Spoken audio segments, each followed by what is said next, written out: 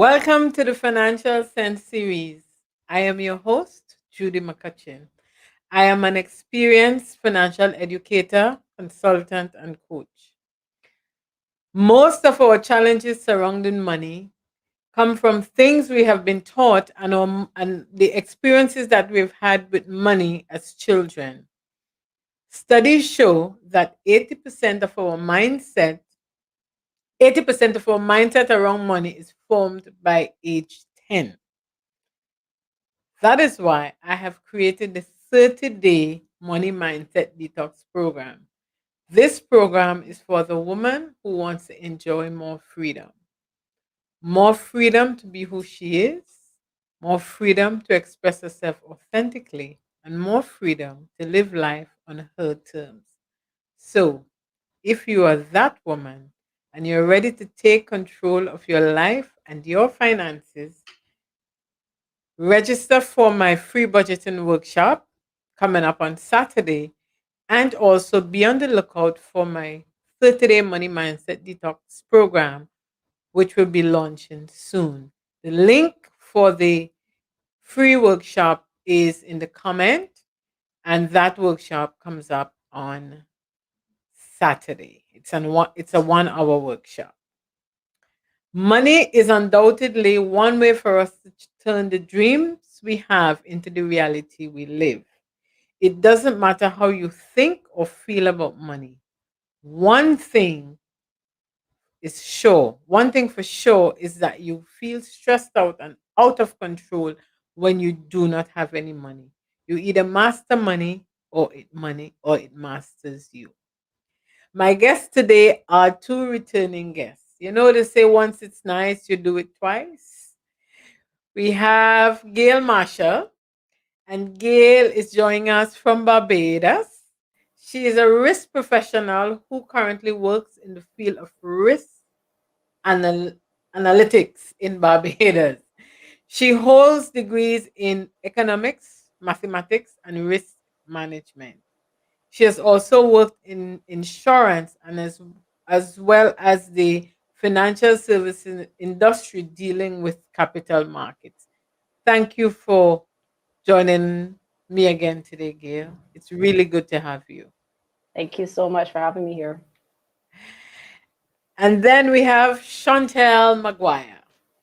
Chantel is an actuary, people. She's an actuary who has worked in investment banking and asset management. She's managed portfolio upwards of 200 million US dollars.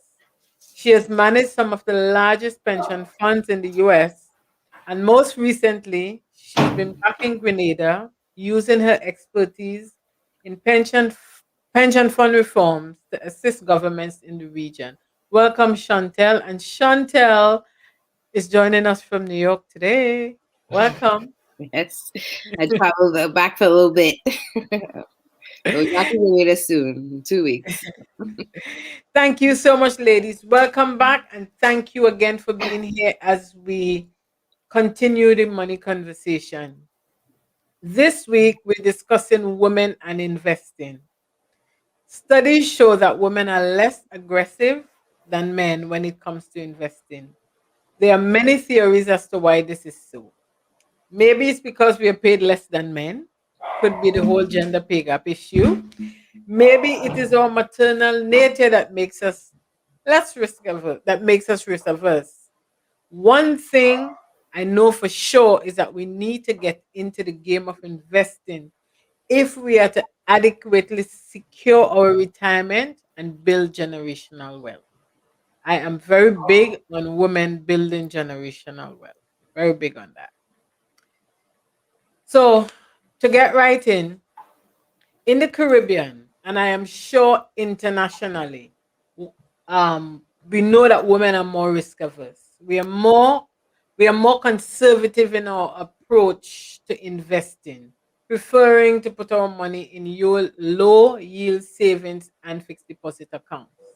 However, it is my belief that that is in part due to a lack of education on investing and investments. So before we get into all this discussion, Chantel, can you give us a little bit? Can you explain to us what is investing and why women in particular should take more than a cursory interest in investing? Sure. Well, investing, my definition of investing is basically putting away your money or your earnings in order to achieve returns on those money and earnings. So I would say women should be investing, for the primary purposes of having financial security later on in life or in a few years in retirement, etc., is just to help them with their financial security. And it's one of the best tools they can use versus just savings kind of keep you on a flat line, whereas if you invest, you have a high trajectory forward, meaning you may even have to put away less, etc. And it just gives you more of ability to do more and have higher financial stability if you invest your money and if you do it well. And I mean, everybody has a good reason why they should be conservative, etc. But to a fault, you can't be a rock stuck in one place. You want to be able to really attain financial freedom, and this is one of the best tools that you can do to achieve that. You cannot just stick in one spot and expect you could move forward or be more financially stable by doing the same thing or doing nothing. Exactly. And we know that you're getting what 0.05% now, and if so much on savings account. Gail, do you have anything to add? Yes, I actually want to also mention the fact that for mothers, especially people who have families who manage the household and so forth, that is also a good reason why you really and truly should get into investing, from the point of view that prices are continually increasing. And whereas it might have been a little bit cheaper before just to manage a household, or even if you want to look at your children's future, your family's future, and any obligations that you might have related to those, then you really and truly need to think about how far your money actually stretches and make a plan to determine how it might be best to, in some way, increase that amount so that you'll be able to fulfill all the goals that you might have, even in the present and not only in the future. Yes, thank you. But I like to go back where I think it all starts, in the home. So when I was growing up, right, I not once did I ever hear a money conversation in my house, except when it is to say we don't have enough money. We can't buy this, we can't buy that. I've never, just like, you know. So I'm wondering, Gail, do you think that women would be in a better position, in general, but more specifically, if money conversations are normalized in the home? Absolutely. Similar to you, I remember growing up in a household where money wasn't really discussed, except for the typical money doesn't grow on trees that we hear a lot in the Caribbean. Hmm. However, I kind of think like if I would have had a bit more exposure to understanding how money works back then, even from a child, besides knowing that is scarcity and for the most part you have to respect it, that would have actually benefited me, especially coming out of school, um, looking at my own future at that time, if I was going to get my own home, planning towards my retirement, which I'm looking at. Oh no. Things like that. Those are things that ideally, the earlier you plan, the better positioned you are. So ideally, those conversations would have been very useful to me, especially from my childhood. Chantal, how do you suppose we can get those conversations started? Because I'm sure that, um, our parents, they're doing the same things that their parents would have done with them. So how can we get those conversations started? Well, that's an interesting question. When I look at it from the women's point of view, women have a lot of advantage when it comes to investing. Women are very good at hunting for bargains. Women do research. They don't just jump into things. They, do their homework. And those are crucial aspects that can facilitate really great investments. If you think about, I guess, any private equity firm, or these are large institutions who go and invest in different areas and stuff, like, the number one thing they have to do is fundamental research on the markets, etc. And just the fact that they control in the household budget and all of that, these are conversations that instead of just taking on all that responsibility for themselves, they could share that knowledge that they have with their kids in those conversations. And it could look at it as like a burden lifted. Somebody else could be tallying and doing it in Excel for them. Kids nowadays are more tech savvy, and whatever budgets you were using, you could engage your kids to maybe help them do it for you in a more efficient manner, which just gives you a little more free time. So these are great ways to, like, to me as a mother of a household, to really start the conversation around investing and budgeting and stuff like that. And like, I would just say this from my perspective as a investment professional. Um, I I do a lot of fundamental research, and I have to look at different markets and how they perform and all of that, and see the growth and trends that's upcoming. Like tech is an area that I'm heavily invested in, and who I learn about the great up and coming technologies or apps from? I have to reach out to my nephews, because they are the ones who are more savvy and with trends. So, like, if you bring your children in the conversation, right? if you have like teenage kids or anything like that, you just see what your little babies are playing with. They could help you make very good investment decisions. I mean, my perspective, I help people buy stocks and stuff in the stock market. That's kind of my specialty. And that's another way to me, you engage the youth and you engage your family into your conversation and your finances, because you're only helping them. You understand? The earlier you start thinking about it, the better. So it lightens your burden on having to do all the expenses for yourself. I mean, I know sometimes you don't want everybody knowing everything, but that's a great way to teach your kids responsibility. But you also need, they could bring you a lot of insights that you wouldn't imagine, because I will tell you, as I mentioned, a lot of my insights on trends and technologies and up and coming startups and apps, when the IPO and stuff like that, the great contributor is the fact that, they have that insights. They literally ones using the app. I could see what kids eyes are glued to. You understand what I'm saying? So who are going to be market leaders in the space. So don't ever try to neglect your family. Everybody should be contributing, and this is a great way to encourage them so that their generations will also be, having these conversations normalized. One of the things you brought up you brought up something there, Chantel, that I want to touch quickly on. And is you talk about budgets, but we're assuming that they have budgets, right? Because a lot of them, because if I could think back to my mother, everything was here. Mm-hmm. Nothing was done. And it's the same thing that I'm finding with my generation, younger generation, would be like your generation, Chantel.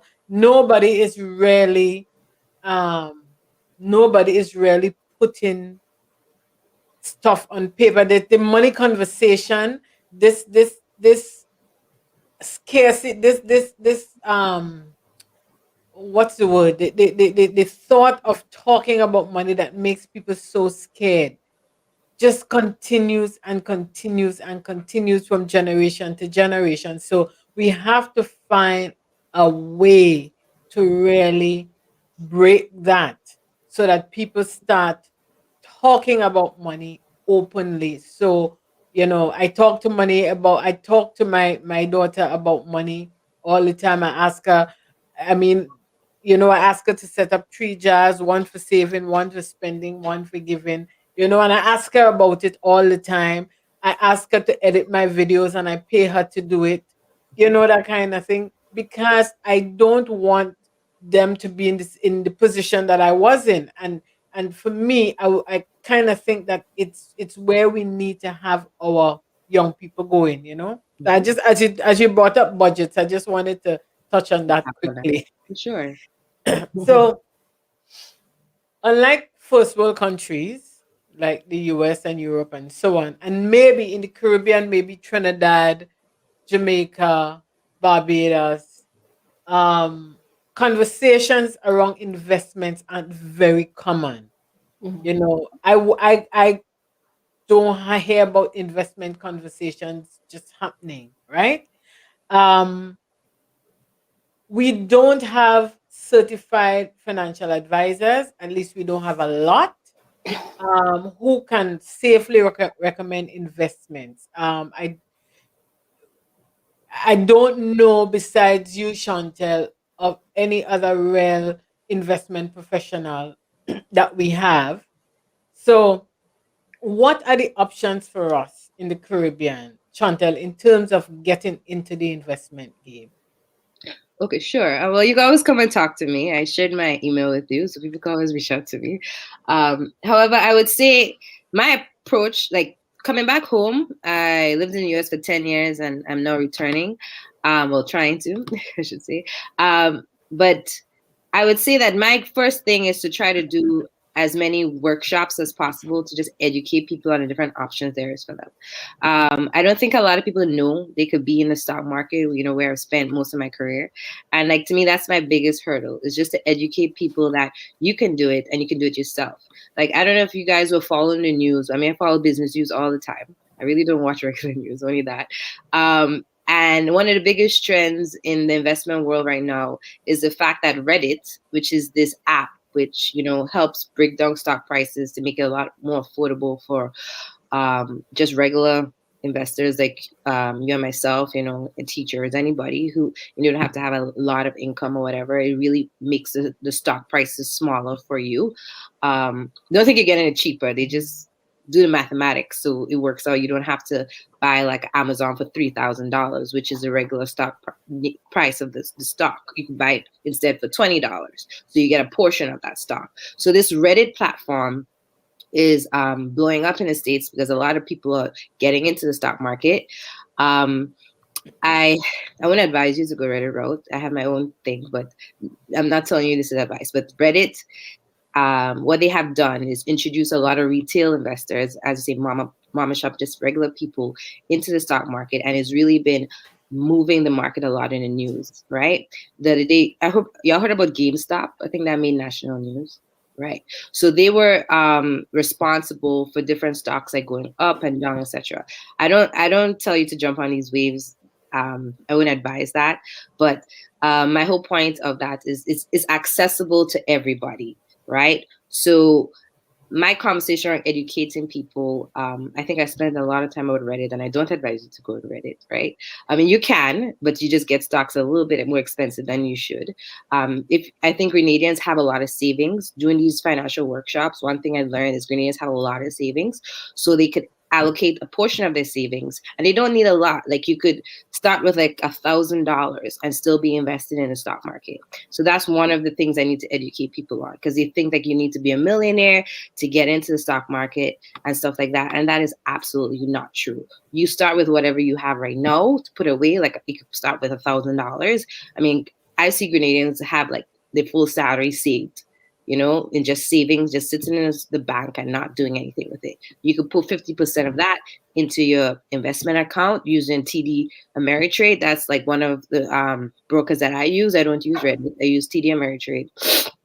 Mostly, and you put it in for yourself, and really you put it in the VU. There's a stock I talked about the last time, which is the average of the top 500 companies in the US. You put your money, you park it there, and you just watch it for the next 5 to 10 years. You don't move it, you don't trade in and out. And I think that's another thing what a lot of women are good at. Men might instinctively want to be in and out and doing trades when they see something heated up or going down. But if you're not that, this is not your field, this is not what you look at every day, I don't advise you to be actively trading.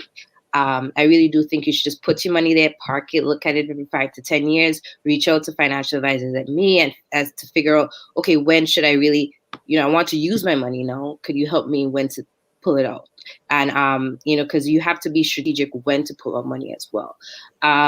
So all these aspects around I think we need a lot more financial education. YouTube is like a great resource. You can find almost anything on YouTube, and they would, have a lot of great stuff on investing 101, and like anybody could do it by themselves. So my goal in Grenada is to get people to have their own, be independent in their investing. So instead of like, they have a lot of drama with Clico and all these people who invested on behalf of individuals, is to really make them more empowered so they could do it themselves. So you have your own investment account, and you put money in the VU and just leave that there. But if you want to do more, you can come talk to me and think about stocks that you're comfortable with. And, you could add more growth stocks based on what you want to do. Like there's different types of investment portfolios you could have. You could have something based on growth.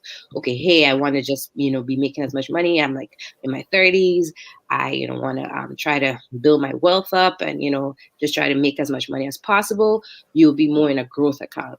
And if you like, say, in your 70s and you're like, say 60s and you have your savings already, you're looking to just preserve what you have and not, not really looking for all those accretive type of growth, but you have a lot of savings already.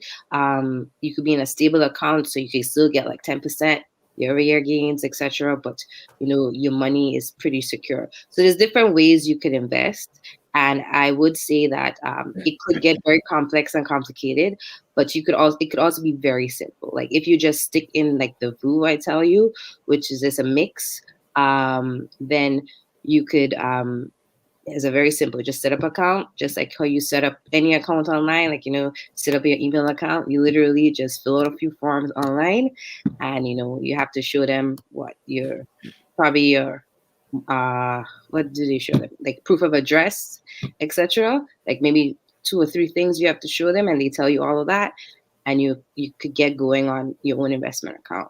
So it's really not that hard, and it's just about educating people that it's pretty simple and you could do it, and trying to break down that learning curve that they currently have. What I find though, Chantel, is that women, and I'm talking women because that's who we're discussing. They lack the confidence, and this is because they don't have the financial basics, the fundamentals. They don't have it. And we don't like to have that discussion. I mean, we really don't like to have that discussion. And if we have that discussion, we start having that discussion, we'll realize, like, listen, all of us are kind of in the same kind of place, Mm-hmm. and together we can work this out and get to where we need to get. So I'm just going to tell people again, you need some fundamentals. We spoke about budgeting. I have a free budgeting workshop coming up on Saturday. You see? Join it. It's free. We Exactly. talk about the principles of budgeting, and I'll give you some tips and so on. So I'm coming back to you again, Chantel.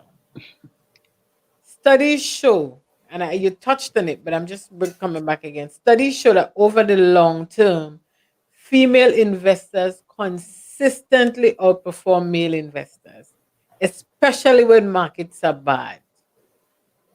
I don't want to ask why do you think. I'm asking you, why is that so? Because they're smarter than men. Just kidding.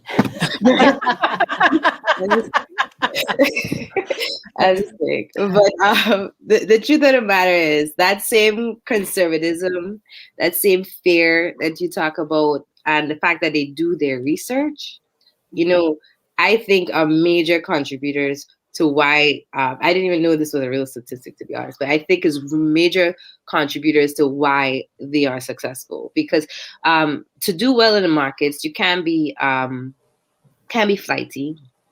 You have to be very stable and sound mind, and having to make judgment. And one thing about women, they know what they don't know. If you sometimes when you ask a man, they'll pretend as though they know, like they know it for a while, and just jump into things, kind of like that. So that helps them because they know where they feel comfort and where they don't. And as we say for women, they don't feel comfort in the financial markets. So it's about just making these conversations more frequent so they do get comfortable. And once they get comfortable, and they will still always do their research, and they will still always, before they put a new name into their investment portfolio, I could guarantee they probably would even do more research than I probably do on some names. So it's like women, that really gears them up to be really great and successful investors because they are doing their research on the markets. They are seeing where could be profitable, etc. And the fact that they are controlling the budget most of the time, that is a major contributor into understanding trends and where people are placing money. So they have that knowledge firsthand. Okay, hey, women, need this amount of diapers, and this type of rash is familiar, and this product is getting really great, so yeah, maybe I'll put some money in this product because it's actually doing a really good job. And they could see like how it would become like the next best thing because it's solving a problem that the household has. So these are attributes to me that make them very successful in investing. Gail, what you've worked in the capital markets already. What has been your experience? I think similar to what Chantel would have said, women's strategy as it relates to investing is a little bit different than men. Even if you have conversations with people about general how they would use money and so forth, men would be more ready to jump into more risky schemes to get a larger return quickly. However, as she would have indicated, the women, they'll do their research, they'll probably go more for more reliable things. Even if they do invest in the higher risk ventures, they're actually very cognizant at the time of what the potential loss is, whether or not they can handle it. So the strategy is a little bit different. And over the long term, what you will find is that when you take into consideration the possible volatility of some investments and so forth, the women might actually just edge out on top just because of that strategy, more so than the men. All right.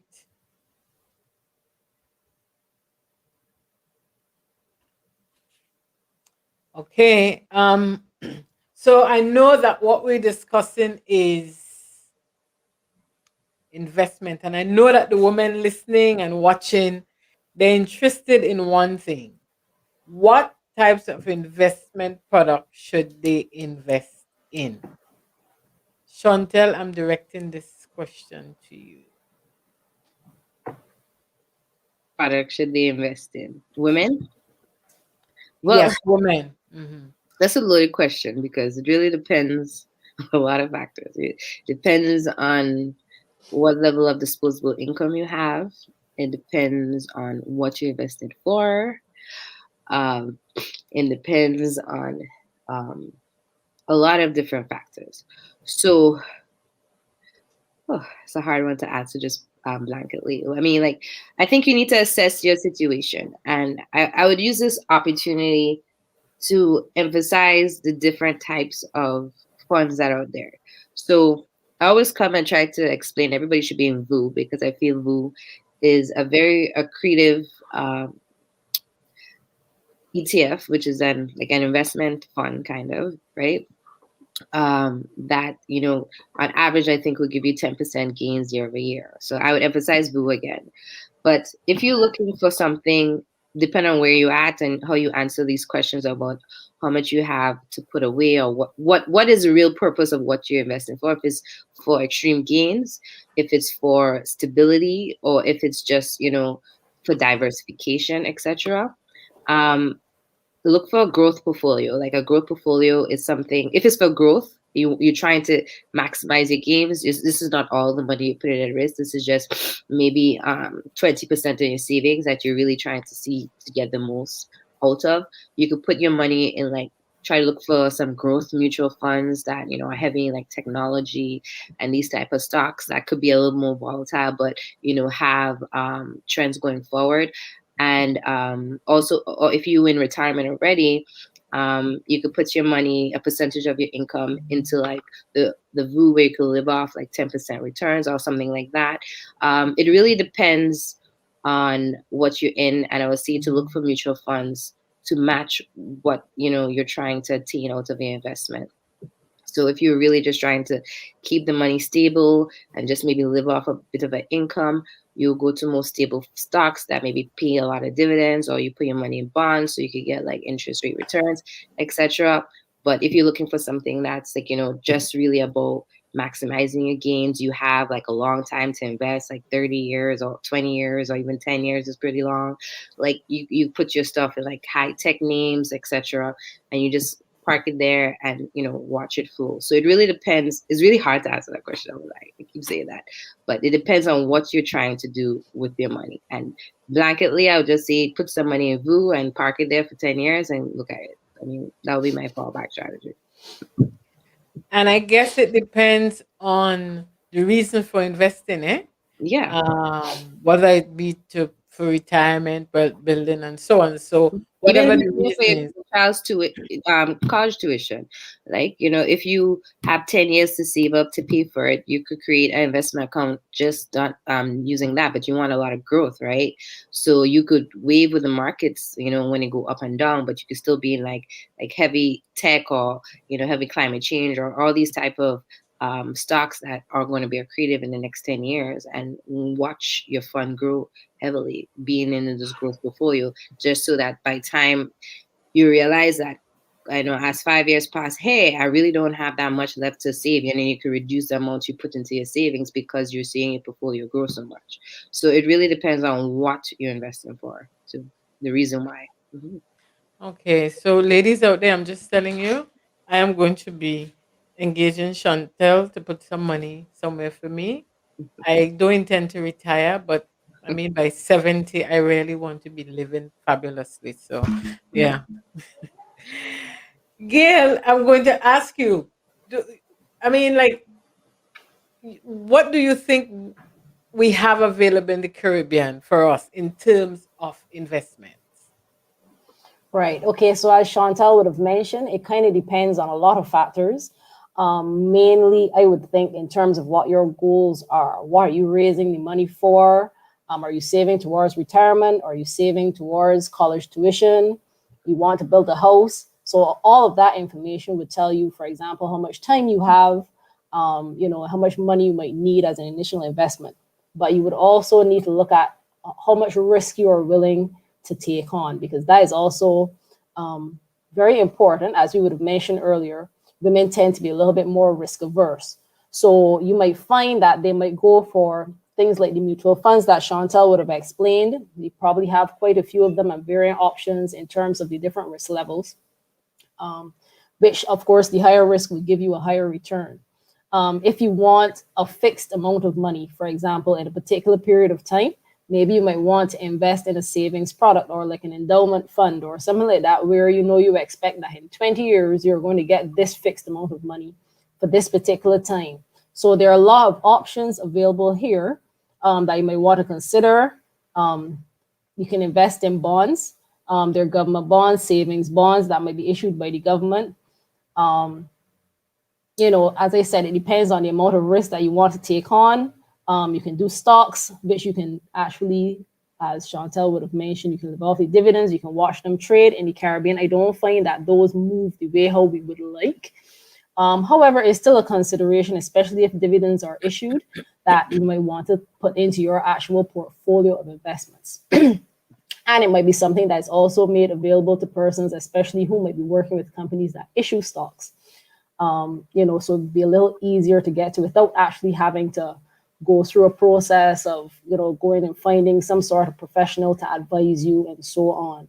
So those are some of the thought processes that we can have. In general, the best thing to do is to just go out, find people who deal with those things and start the conversation. Even if anything they offer you may not suit what you are interested in or the risk level that you want, or maybe even the period of time that you need it for, they might also be able to refer you to somebody else, in which case your knowledge is increasing and you're getting more understanding of the investment processes, which can only give you more confidence to go forward. Chantel, thanks, Gail. Chantel, can we live in Grenada? Can we invest in the US or in Europe or wherever? Because I know that maybe that could be one of the things that people are thinking. Well, we're in the Caribbean, we can only invest in what is available in the Caribbean. Yes, that's a big stigma that's so inaccurate. You could definitely invest in the US markets, the European markets, the UK markets. You can invest all over.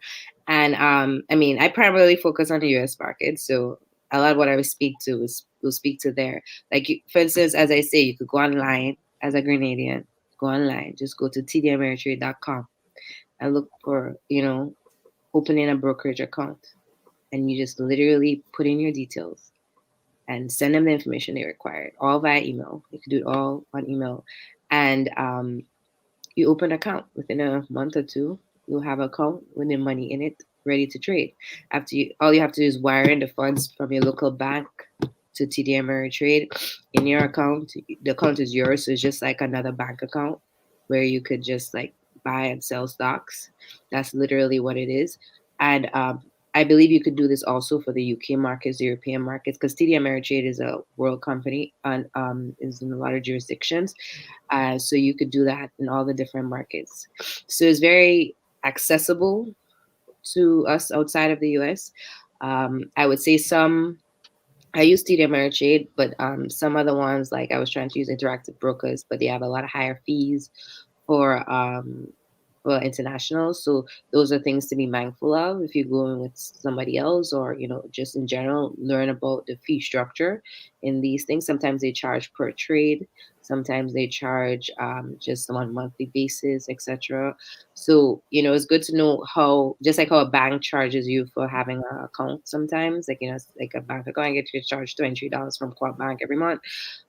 It's the same type of concept that they have when you have these investment accounts. But my whole thing with Grenadians is so they could have ownership over their accounts. They see what they have.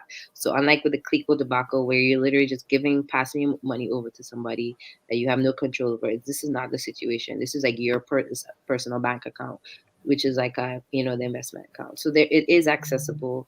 And I'm happy you asked that question to let everybody know that yes, you can be in the US markets. And you answer a question that I was about to ask. I was about to ask, what are some of the most important things we need to pay attention to as it relates to our investment? And I know fees is one of them. What are some of the others?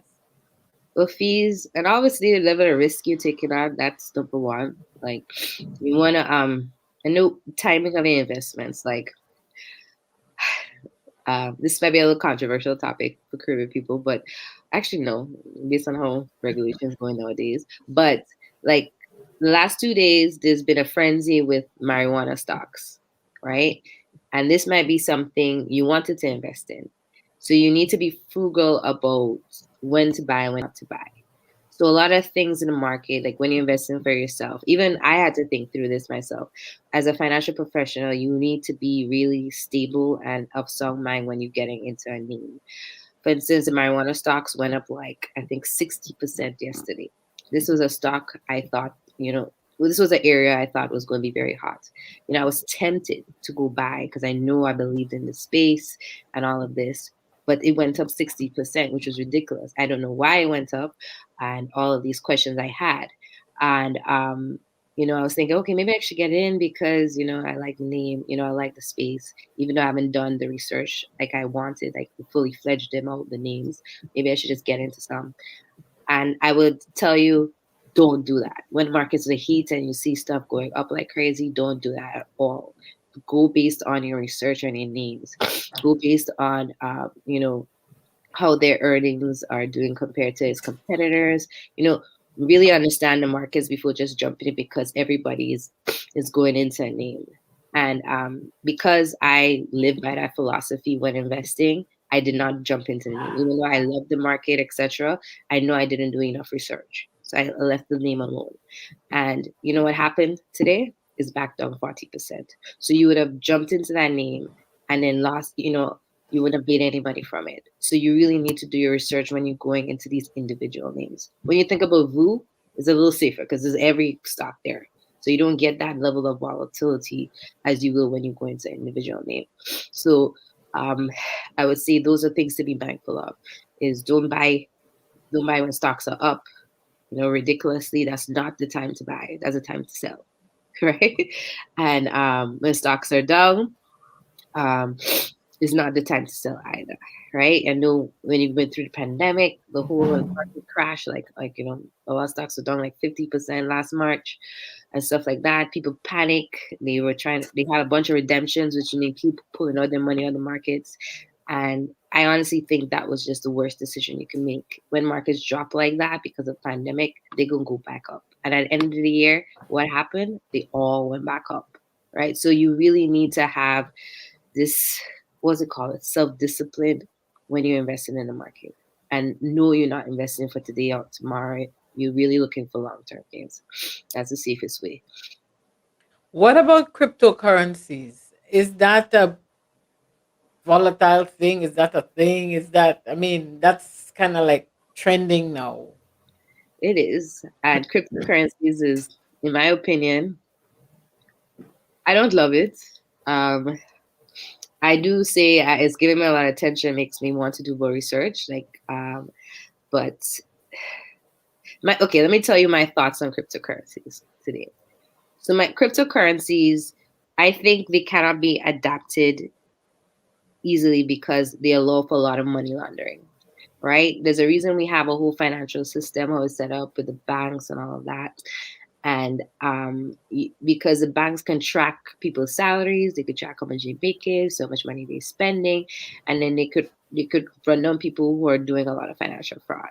If you realize cash is king with people who do a lot of not so nice things. uh, so so that's my problem with cryptocurrency, because the whole concept is based on all of us moving into cryptocurrency and buying things using this currency instead of using the US dollar, instead of using the European dollar, etc. So that's my thoughts on why I'm very hesitant towards cryptocurrencies. But when it comes to Bitcoin, that's who has been doing very well. They are up over, I think, 40K or something per Bitcoin or whatever. It's a statistic which is like compared to, I think they were like 15 before the pandemic. And it's a lot of like people are saying that the banking system is failing them, etc. That's why they kind of flee into Bitcoin, and gold is on a rise and stuff like that. But I honestly think I have to do a lot of more research on Bitcoin. Right now, I'm not really for it. I see my favorite, one of my favorite stocks, Tesla, just bought into Bitcoin. Been holding a lot of his currency in his treasury, still trying to understand why they'll be doing that. A lot of people are in it. Just watching some investors today, a lot of them are in it just because I guess they don't want to get passed on if it does blow up, so they allocate some of their portfolio to it. So you have to know how you're investing, and they have the flexibility to do that with some of their funds. To just be in certain things, and it's not a huge allocation. But I mean, I want to say, me personally, I've been not negative on Bitcoin because of the money laundering aspect, and that the adaptation, because how it works is basically you're trading on the system and you cannot track anybody. So you just have like a identifier, like a code to tie you to your Bitcoin, but it doesn't really tie. Like you could give it to somebody else and that'll be theirs. Like some people lose a lot of money because they lose their passcode. Like they have some car stories or something like that. So it's that element of it, which maybe they could regulate that, and maybe it could be like a world renowned currency. I don't know, but it's a interesting topic. I definitely think it is. I don't know if I like money that I can see and feel. I don't know. Well, your I guess maybe that's a risk averse part. yeah. So as we're talking about this, like, what are some of the barriers or challenges that we're likely to face that will make it difficult for us to start investing? For women, or this is Yeah. well, I did list a few things. I think one, because I say as we're in the Caribbean women, you have to be tech savvy. You have to know how to go online and enter your bank account, and you you have to know how to do online banking, basically. But I would say that's a challenge we all have been getting over thanks to COVID. Everybody's pretty up to date. Everybody's doing Zoom calls and all that. If you could do a Zoom call, you could do all that's required to set up an investment account. I would say there's a learning curve. You have to understand the fundamentals of stocks, and basically, especially if you're trying to buy individual names, like individual companies and stuff like that. Even different types of mutual funds, you have to understand what makes them different, the fee structures and all that. So there's a bit of a learning curve, but it's something you can learn. And even if you don't want to be thinking about this all day, every day, as I say, you can invest in the room. I don't think Vanguard should stop paying me by now, but anyway, what you can invest in. That, it doesn't really, don't really have to think about it too much. And the third challenge I would say is savings. But that's not really a challenge from the people I've talked to. A lot of Grenadians have a lot of savings, surprisingly. And like, you could just put some away and, diversify how you save money. I know you like to see it in the bank account. Maybe don't put it all in an investment account. Put like 50%, 20%, whatever you feel comfortable. And you can always add as time passes. So, but you do need to have a month savings, but not a huge amount. As I say, you could start with $1,000 and you'll be well on the way. Um, and then the fourth thing I would say is the fear. We talked a lot about how women are conservative, and you don't want to see their money go, and they're afraid by the volatility because the markets do go up and down. That's one thing, probably the biggest barrier and challenge for all of us to get over. But the only way to get over it is to try to talk about it more, try to go to a lot more of Judy's workshops, talk to Gail. Gail have a lot of access to different funds. I mean, knows a lot of different stuff too. So, just talk about it. YouTube is great. I mean, don't get misinformation, but just a one-on-one on the basics. You'll always, try to learn about different names. And this is all opinion market anyways. Like, I have my opinion on cryptocurrency. Somebody has a total opposite opinion. They think this thing is going to be the next big wave, right? I would tell you that I always have this family joke with my family because I wanted them to invest in Apple while I was in college. This was like 15 years ago. Apple is maybe like 10,000% greater if they took my advice. So everybody has their opinions, and it's an opinion game. So don't feel too bad if you don't get it right or whatever. You take the risk, like what's suited for you. For sure. Gail, anything to add to those list of difficulties that Chantel just outlined? And I did want to point Um, out that I listed 4, and 2 of them already are non-existent. So there's not for me, I think one of the major challenges that people would face, especially right now coming out of COVID, would be the economic environment. I think basically because of there's a lot of uncertainty right now going on as it relates to unemployment and basically job security, income generation, that people might actually be more inclined to be maybe a little bit more nervous about doing new things with their money. Um, and also in putting it somewhere that they might not be able to get it immediately, depending on what the situation is. So I think that sort of confidence that you might need to try out a lot of these products, that Chantel would have explained are available to us, it would come from in a environment where you feel comfortable putting money those places and try these things. Obviously, there's a matter of risk involved, and I think the environment that we have right now, within the countries in the Caribbean, especially who are heavily dependent on tourism, might actually be a little bit restrictive for some persons, and they might prefer maybe to keep their money on the bank, even with the very low interest rate, because they know they can get to it, when they need to pay bills and so forth. A lot of times, especially females, they're more cognizant of those things because you never know what might come up with their families. You never know what might come up in homes. If their children get sick, those are some of the things that might take away any confidence they might have, that might make them consider investing in other products. That is why they need to have some of the money management fundamentals. So you would know that stock as well as real estate and something that you can turn over right away, right? So you don't want to, if you're looking for something that you could turn over right away, it won't be stocks, it won't be real Real estate. estate. stocks to be However, turned over right away. They're very Oh, they well, really not in the Caribbean, really. I actually find in the Caribbean, sometimes these things sit on the stock market for a very long time. That's one thing I have found, in Or when you looking at try to those sell it things. locally with local stocks. yeah, yeah, Yeah, stock in the we're Caribbean, talking about those are rough. Okay. And the we're Okay. States, talking those are about ideal. Okay. Okay. That's it. we're talking about ours. But Okay.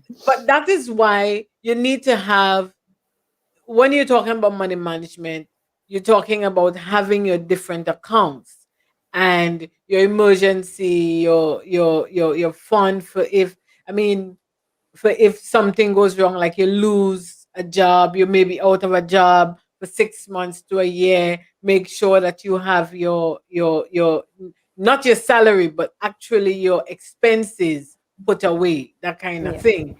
So I know that a lot of us, the pandemic caught a lot of us off guard, but another big thing I've found in talking to people is the mindset they have around money, investing, saving, all of that kind of stuff. So I think that we need to be able to get the foundation, the fundamentals good before people start getting into thing. And you see, you could have $1,000 EC and invest.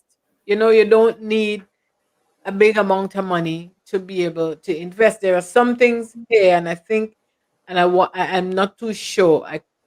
But I think, like for example, like T bills, you need as much as probably like $5,000. But if you don't have $5,000, Chantel is saying to you, if you have 1,000, let's go. You can do it. You know. So I am coming to a topic that we don't talk about a lot, and that is the issue of race. And I don't know, I'm bringing it up because I want your opinion, because I don't know if it plays a big part in what happens here. I know it's a big part in other parts of the world, like especially the US, right? So I was I was reading a 2020 JP Morgan Chase survey that found that Black and Latin families have 32 and 47 cents respectively in liquid assets for every dollar held by white families. Additionally, home ownership is 25% lower, are rising, and this is a heavy cost burden for these two groups, and it's higher and it's heavier than the same average white family. I want to know, but I want to hear from the both of you all. Do you think that there's a correlation to any of this in the Caribbean? And I'm going to go with Chantal because she has done investments in the US. She's been in the Caribbean. I just kind of want to know what your take is on that. Okay, sure. I honestly think Gail might be better answer this question. Gail will answer. Gail will come. But I would my thoughts on it, like I literally I called up the census and survey department in Grenada to figure out about the rents part was interesting to me. And I would say that the dynamics there, it seems very different from the Caribbean. In the Caribbean, we own like 80% of our homes versus the amount of people in the survey that say that they rented, which was like 11%. This is an old survey. It was back in 2011. I do think I have the new results. The guy there was kind enough to send me some of the results. So it might be different for in recent years, but no, it's about the same. 11% is this is owner's mortgage. Rent, sorry. Oh no, it's changed a lot actually. Okay. So it seems like the dynamics are like, oh no, it's about the same. And free rent, private paying. So it's about like 12%. Sorry, I just saw this new table. I'm looking at the table now. So I'm trying to read it. So like 12% of the people are renting now, and mostly everybody owns their property, right? You either own a mortgage or you own outright. So in the Caribbean, we have a little different dynamics here when it comes to home ownership. I think when it comes to race in general, thinking about colonial times, I feel like most of the people who are white in the Caribbean probably come from some level of generational wealth. So yes, they might be a little bit, they will be better than sometimes a lot more financial stable than we are. However, in general, I really don't focus on race when it comes to Caribbean. I feel like, especially in Grenada, we're mostly all of the same race. But so it's a different type of dynamics here per se. And Barbados might be a little different. I find you guys have more Caucasians than Grenadians, so yeah, and you may have a bigger disparity there. But in general, I personally find race is not a huge factor in the Caribbean. I think the only thing that's a factor is it comes back from our history, just because they probably have more money than us because of how things played out back then. But in general, the system is not broken against us in the US. So, Gail. Yes, please. Mm-hmm. Right. I think it depends on who you ask and depends on maybe where people fall as it relates to their own um how they manage their money, where they are in their lives, etc.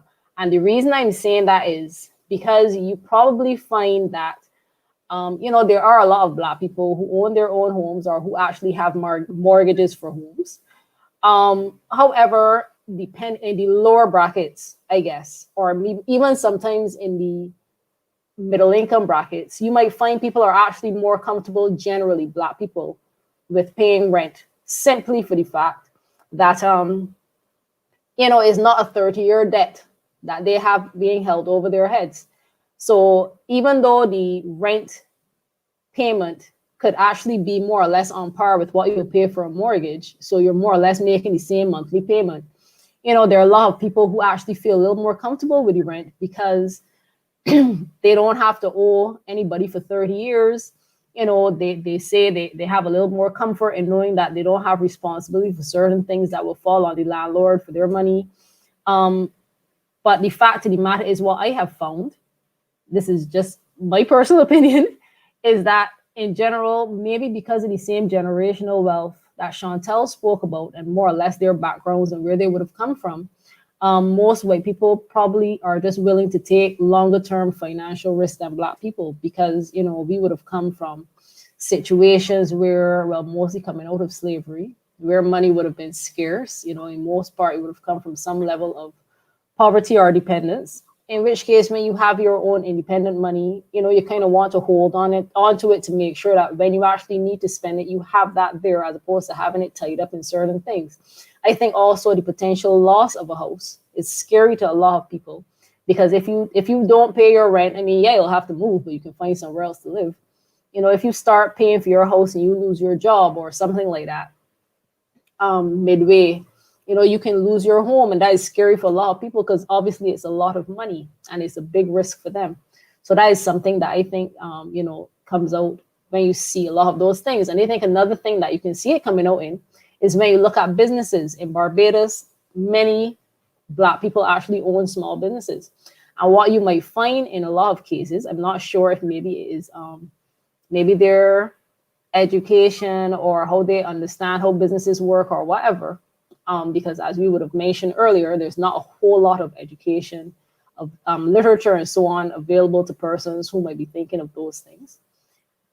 But what they might do is as they see growth, then they might seek to expand. But in many cases, when you see like the real big conglomerates and so forth, we don't have any really big ones in Barbados. But a lot of times those are basically owned by white people who more or less are willing to take bigger risks, maybe because of the confidence that comes with the generational wealth that they would have. That they're willing to take the risk, knowing and put the strategy in place to make sure that it's fruitful. So I think a lot of times the attitude can be seen, but as Chantel would have said, we've come a long way from back in those times. So we actually are seeing a bit more mix up as opposed to it being very strict race oriented. Is actually getting a little bit better now.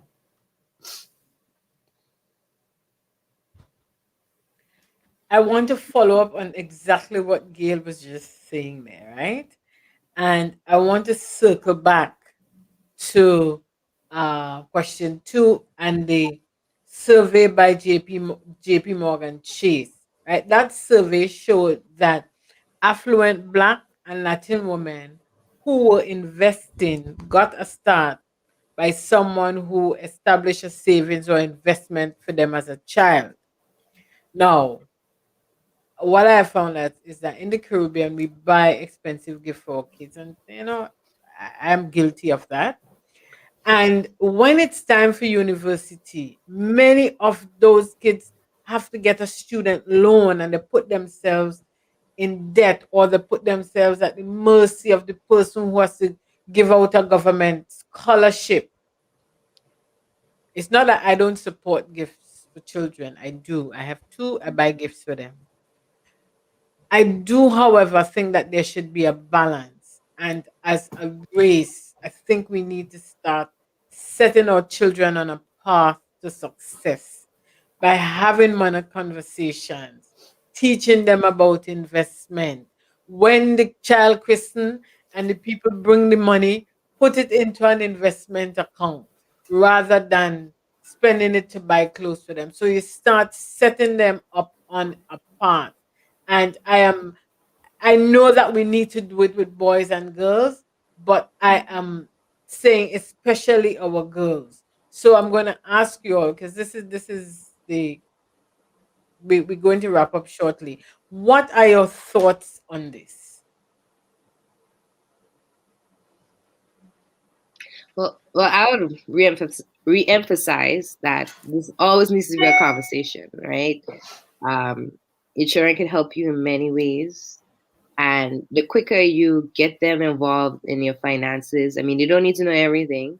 Just maybe or help you with. You don't need to help you with your full budget or help you with everything, but whatever you want to share in terms of that, at least share something so that because you're really trying to give them a life skills.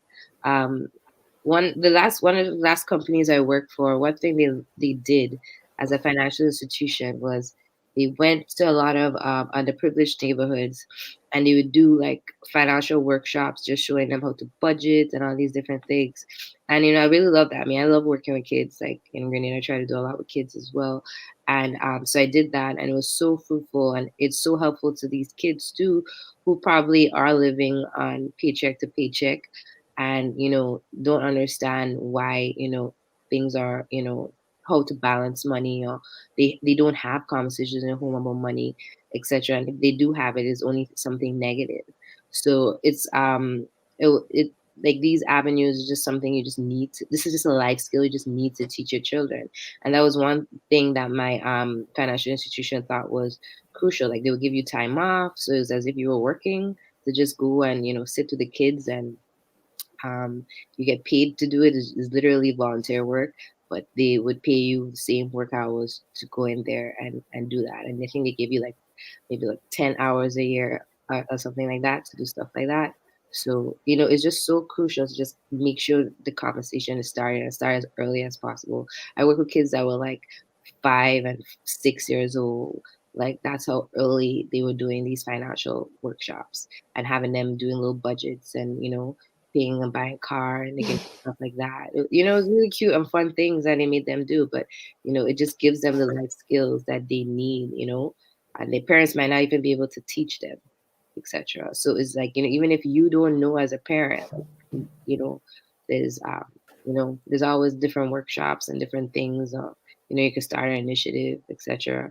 To just help kids and just find ways for somebody who does know, stuff like that. And yeah, and I do believe that you should. Yeah. So, okay. Sorry, Chantal, go ahead. No, it's okay. I don't have anything. Gail, what's your take on this?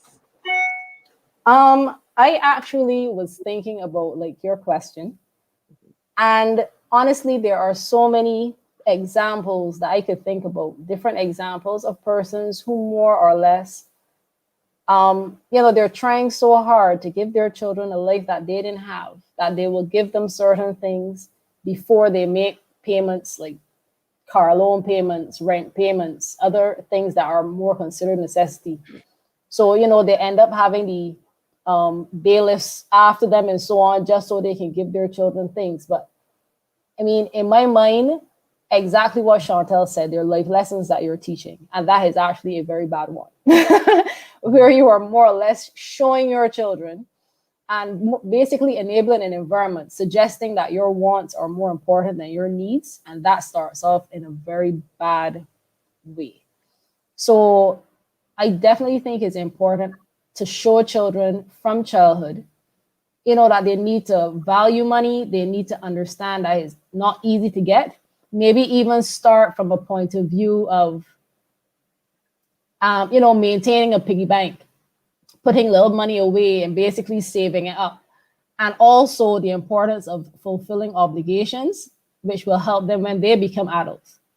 And essentially once they kind of maintain the piggy bank or whatever the situation is for their savings, that way the investment conversation actually becomes a bit easier because then you're telling them what you can do to make it a little bit bigger and, look at different investment products and things they can consider.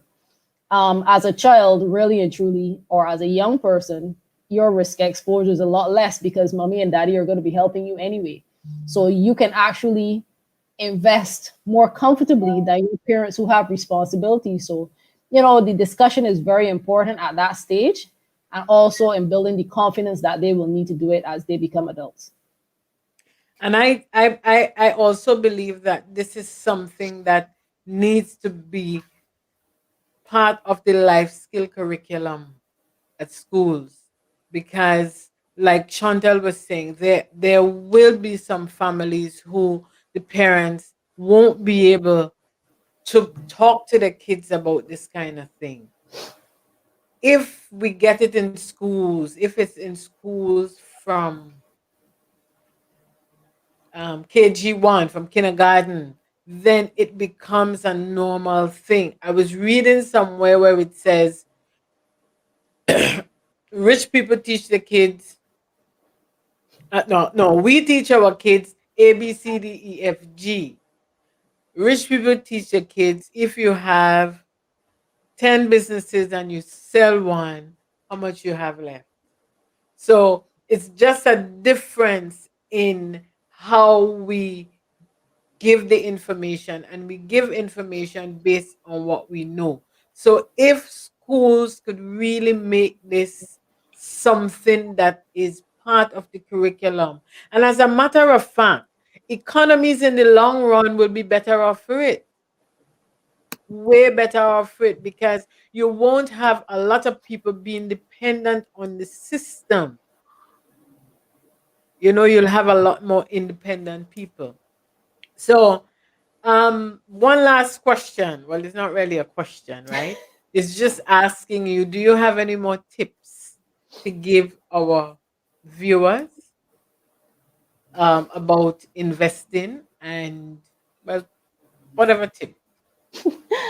I mean, for me, I think I just want to encourage females in general, regardless of your age. If you haven't already traded, like set out to actually try to experience doing some sort of investing, regardless of what you can put aside, even if it's $5 or $500. You can accumulate a little bit over time. Contact your bank, contact your credit union, ask about options. If they provide you with information that doesn't suit you, ask them to recommend another institution to you that might do other types of investing, and more or less just get the conversation started. Even if you don't necessarily find exactly what may suit your needs, you find something that you're comfortable enough with, just try it out, get a feeling for it. Use money that you don't necessarily need at first, if that makes you feel a little bit more comfortable, money that you might be able to afford to lose. And just try it. And that is the only way you'll build comfort. That is the only way you'll gather the information you need, and you'll get the confidence to continue doing it, and maybe doing it more effectively with a bit more understanding of how it's done. So that's just a recommendation that I would make. Chantel? Okay. Gil, we're on the same page. My was 2 words. Just start. Just do it, eh? Just do it. Yep. Just do it. Just do it. And I like what Gail said. Don't don't invest more than you can afford to lose. That's your risk capital, and that's really an important factor in um, in investing. The data shows that over the long term, we are better. We are better at investing. We take less risk. We worry more about losses. Therefore, we trade less, so we earn more. And I know Chantel's talked about that a lot.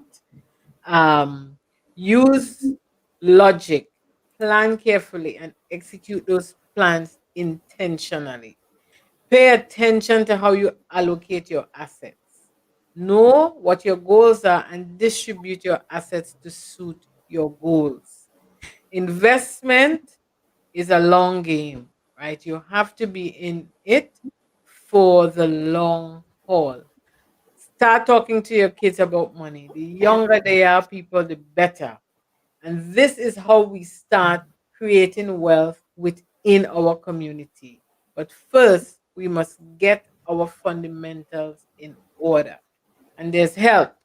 So you can reach out to me. If it's not my area of expertise, I will refer you to the other professionals in my network. You can reach out to Chantel, and you can reach out to Chantel because she's an investment professional, and I will give you her email.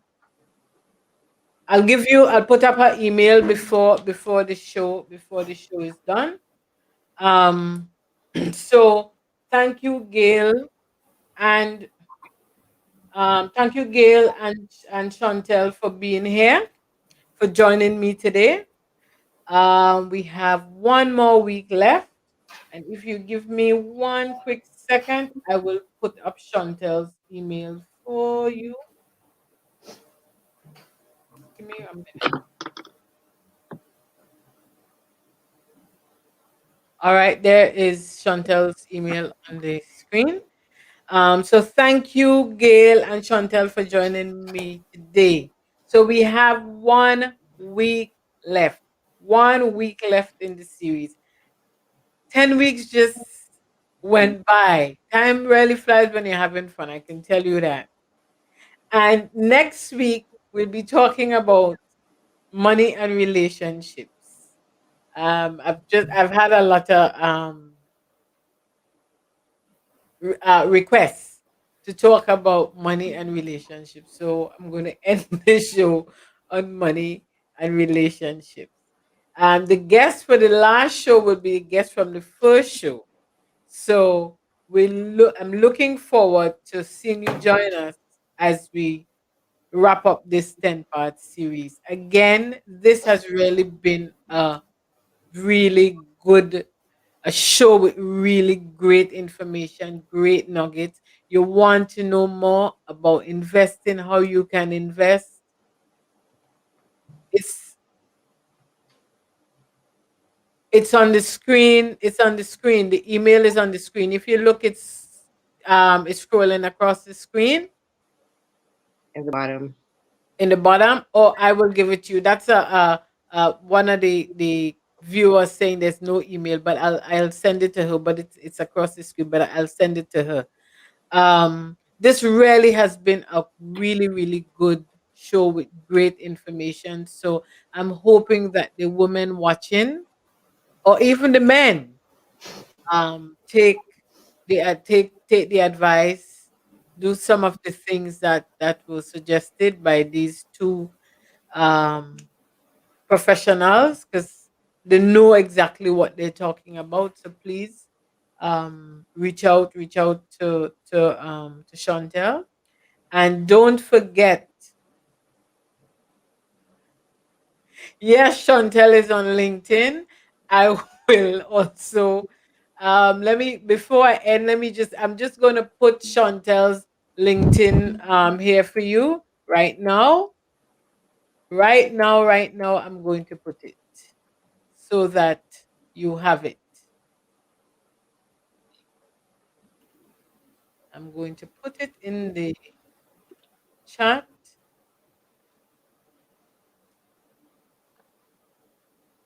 and I'm going to show it. Right? So there you have it. She is on LinkedIn. So you can just Chantel Maguire and you'll get her. Gail is also on LinkedIn as well. It was nice So to meet you, Gail. Nice meeting you as well, Chantel. We stay in touch. For sure. so guys, don't forget to like, share this video, share it with your friends, share it with the women in your network. Do not be selfish with this information. This is good information. So share. And don't forget to connect with us on LinkedIn, Facebook, Instagram.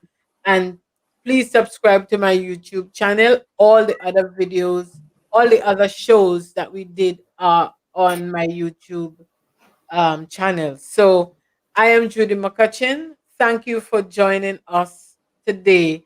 Until then, stay safe, follow the social distancing protocol, and I'll see you next week for our last show. Thank you again, ladies. This has been absolutely wonderful. Thank you.